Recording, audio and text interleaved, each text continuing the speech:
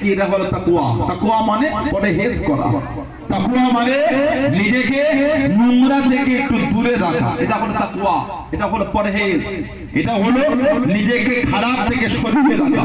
লাআল্লাকুম তাত্তাকুন, যাতে করে তোমরা তাকওয়া পরহেজগার হয়ে যাও।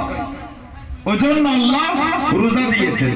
হাদিস শরীফে এসে আল্লাহ রাসূল বলেছেন আসিয়ামু নিসফুস সাবার, আসিয়ামু নিসফুস সাবার, রোজাটা হলো সবরের অর্ধেক, নিসফুন মানে আধা, রোজা হলো সবরের অর্ধেক।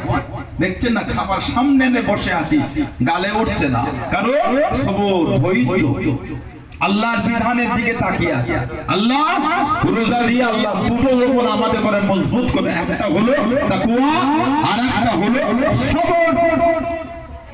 খালি রোজার চাঁদটা অতিক্রম হয়ে যায়, কিসের তাকওয়া কিসের সবর, কিসের তাকওয়া কিসের সবর, কিচ্ছু নাই। চতুর্দিকে গুনার গুনাহ কাজে লিপ্ত হয়ে যাচ্ছে। আল্লাহ ওদের সবুজ দিদার বলেন আমিন, জোরে বললেন আল্লাহুম্মা আমিন। আল্লাহ পাক ওই ভাইগুলিকে ওই ছেলেগুলিকে আল্লাহ নোংরা থেকে দূরে রাখেন, বলেন আল্লাহুম্মা আমিন, জোরে জোরে বলেন আল্লাহুম্মা আমিন। কি অন্যায় এরা শুরু করেছে। তারপরও তেমনি আমাদের সমাজে শায়েখদের ভিডিও মোবাইলে ছড়াছড়ি করেছে। ঘন্টাওয়ালা শায়েখ আপনারা জানেন না,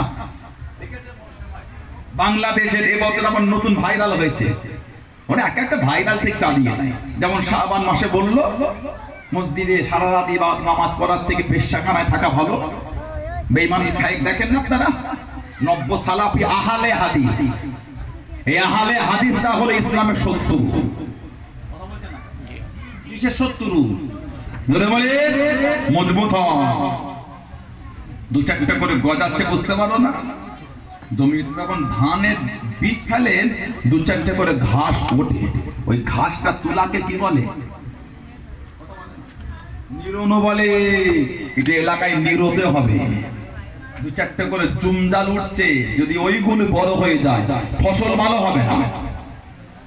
নব্য সালাফি আহলে হাদিস এরা হলো বর্তমান গোটা পৃথিবীর সবথেকে ফিতনাবাজ।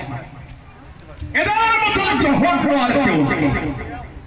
যেখানে পাবে এদের বিরুদ্ধে মজবুত হবে, সমাজ ধ্বংস করে ফেলবে। সমাজ কোন মুমিনের জবানে শব্দ এটা হয় যে ইবাদত করা সাবানের 15 তারিখে মসজিদে দল বেঁধে নামাজের থেকে বেশ্যাখানায় থাকা ভালো। কোন মুসলমান এটা বলতে পারে বলে মনে হয় আপনাদের? কথা বলছেন না কেন? কোন মুসলমানের জবানের শব্দ এটা হয়। আবার নতুন করে রোজার সময় ওনাদের গুরু বলে দিল কি, ওই কদরের রাতে দল বেঁধে নামাজ পড়া বলতে কি বলতে, হিন্দুদের দুর্গা পুজোর ঠাকুর দেখা দল বেঁধে নামানো ফতোয়া দিয়েছে, এই কদিন আগে দিয়েছে। নাউজুবিল্লাহ আস্তাগফিরুল্লাহ, জোরে হলো না নাউজুবিল্লাহ। বলছে এই দল বেঁধে এরকম নামাজ পড়া এটাকে আপনার হিন্দু ভাইদের একটা তাদের ধর্মীয় একটা অনুষ্ঠানের সঙ্গে তুলনা করেছে। বলুন নাউজুবিল্লাহ, বলে লা হাওলা ওয়ালা কুওয়াতা ইল্লা বিল্লাহ। এখানে আছে, এই কদিন আগে দেখছিলাম ওনাদের বড় বড় শায়েখ সব, ওনাদের বড় বড় শায়েখ বলেছে এই 27 রাতে এইভাবে নামাজ পড়া বলছে ওটা হিন্দুদের পুজো করায় দল বেঁধে চলে যায়। ওনারা পুজো দিতে আমাদেরও দল বেঁধে আমরা মসজিদে পুজো করার মতো।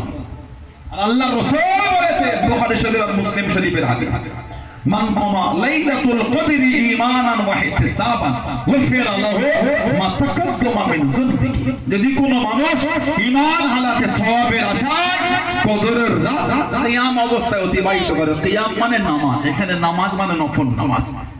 যদি কোনো মানুষ ঈমান হালাতে সওয়াবের আশায় কদরের রাত নামাজ অতিক্রম করে, আল্লাহ